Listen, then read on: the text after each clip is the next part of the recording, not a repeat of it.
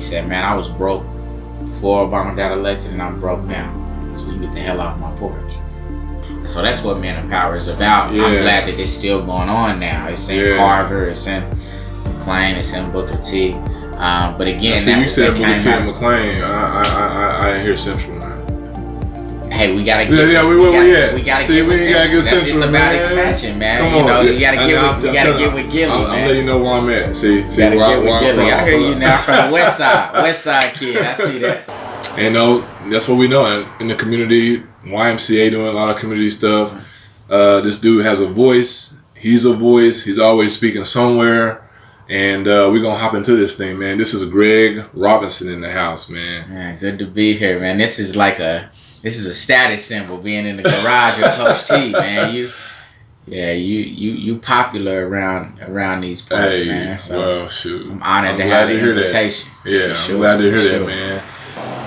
So, who are you? Where are you from? I know you're a 918 kid. I know some things about you, but you know maybe some people out there don't know about you. So, man, who are you? Where are you from, man? What's your story? What's your journey, man? 29th and North Lewis, man. That's the corner I grew up on. North Lewis. Yes, sir. Right off Apache and Lewis. And that really has made me who I am. I'm the son of an activist and my father.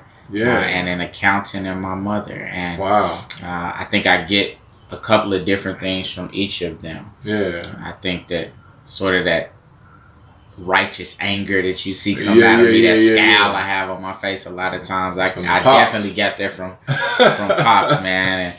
And I used to follow him around as a young child. He was a big activist in the community. He was a civil service commissioner at the city of Tulsa. He actually worked to sue the state of Oklahoma on behalf of more representation for black district judges. At the time, there were none. Wow. He sued the city of Tulsa on behalf of black police officers. He fought till his dying breath for the descendants of the race massacre. And I came up underneath that. And I was at Monte Casino when I started asking him, you know, why you got to do this all the time?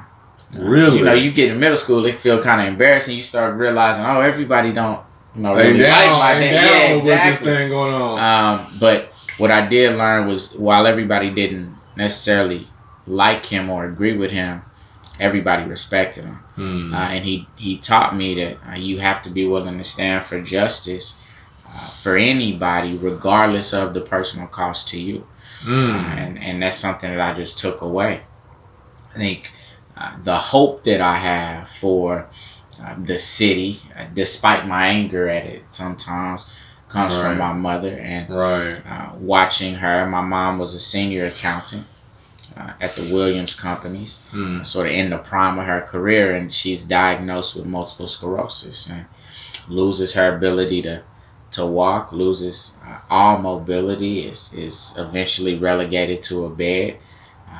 My father passed away when I was 13 years old, and so that's her main caregiver, that's our main financial provider. And yet, all those things that I saw her lose, I never saw her lose hope.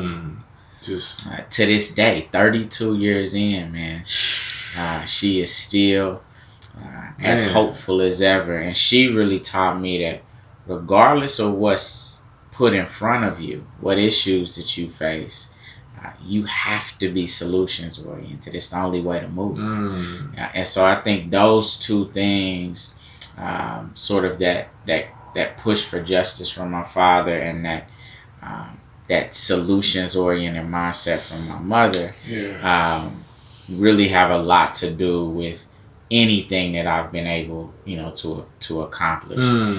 So how do I get to this place? I mean, when I was 16 at Booker T. Washington High School, I founded Men of Power with a group of cats there. We looked up, man, and I know you know about the NCAA clearinghouse. Yes, sir. ACT, SAT, all that stuff. And we looked up and we like, man, we didn't take that serious enough. No, bro. And we just said to ourselves, we don't want to put kids coming up in the same position that we were. Man, so that's really why we started that organization. Understanding how important it is, and you just, because they're young, you somebody just talking to you, you know, you focus on what you got your own thing in your That's head. it, so man. Your priorities are different, and what we realized was it wasn't that somebody wasn't trying to tell us. It was that trying to hear it. We weren't trying to hear it, and so we wasn't even hearing it.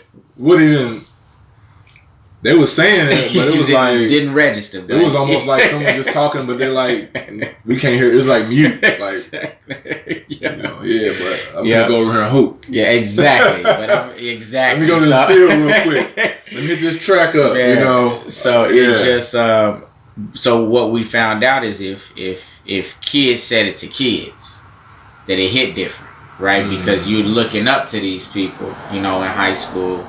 And trying to get to where they get, and what happens when they're telling you, hey, focus on this stuff, right?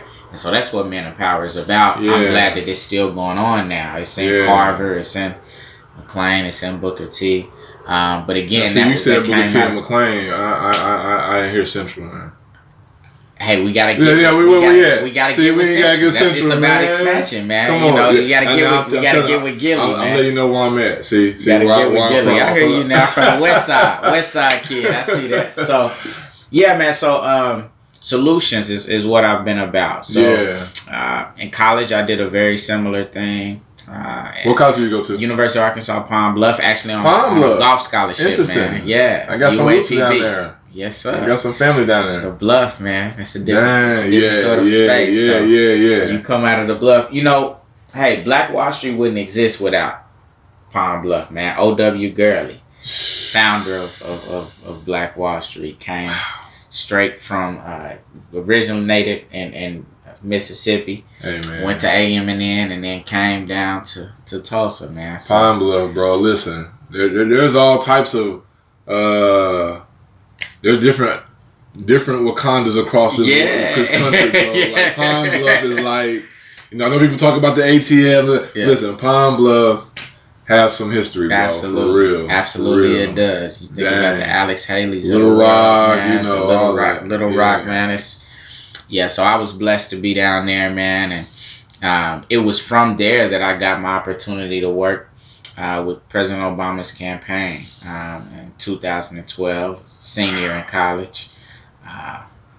Imagine that, right? Honor to go and organize and actually in another historic city, Greensboro, North Carolina, on behalf of President Obama. And Ty was, I was out knocking on doors, talking to people, and ran into a guy that was probably about my age at that time, and he said to me after I got done saying my spiel, you know, he said, man, I was broke before Obama got elected, and I'm broke now, so you can get the hell off my porch. And this is a black dude. It's a black dude, and I kind of had that, you know, but it was the most important moment for me, because I was brought back to 29th and North Lewis in that moment. See, for a second, I had kind of lost where I was from, and kind of gotten, you know, put the suit on, and you working for the president, and you forget that at the end of the day, man, people are people, and for most of us, we don't understand how government is working for us, and we don't feel that government is working for us. We don't feel it. And so that really changed my mindset in terms of what I wanted to set out and do. And it was not so much to convince somebody that they needed to vote for this person or anything like that. It was more so helping them figure out how they could get their power back, how they could influence the elected officials and the government that was there to support them. And that's what I did across the country, man. So man, you just been trained since a kid up in this thing. Absolutely. This has been your. I mean, I can, as you talking, like, and even to where you're at now, where I'm from, like, everything's been for this moment. It's funny, man. You know, I'm a person of faith, deep faith. Yeah, me too. Certainly, I've given my life to Christ and really follow His will. And I feel like it's my job just to give 100% to whatever situation he puts me in, and the trust that he wouldn't put anything on me that I couldn't bear. Um, and I think that it's interesting when you look back and see, wow, how all of these things have aligned and so many different people pouring into me and opportunities that I received. I'm extremely blessed, man. At the end of the day, man. I'm not here because of, my incredible abilities. Right. I'm here in this place because I have been obedient.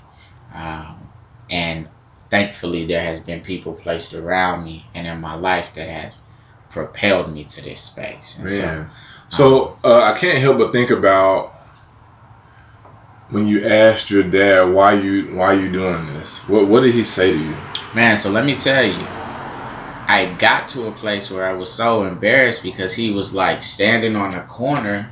It was in front of the Doubletree Hotel, I think, with a noose around his neck. So imagine like seeing your dad like, and I'm gonna find that picture, man. I'm gonna find the picture. So he's standing on the corner with a noose around his neck, and I'm like, okay, what is going on? And he said to me, the same way that we were being treated back then, it's no different now. This is how it feels. It feels the same way. It feels like our people are being hung. It feels like Jim Crow. That's where his head was at.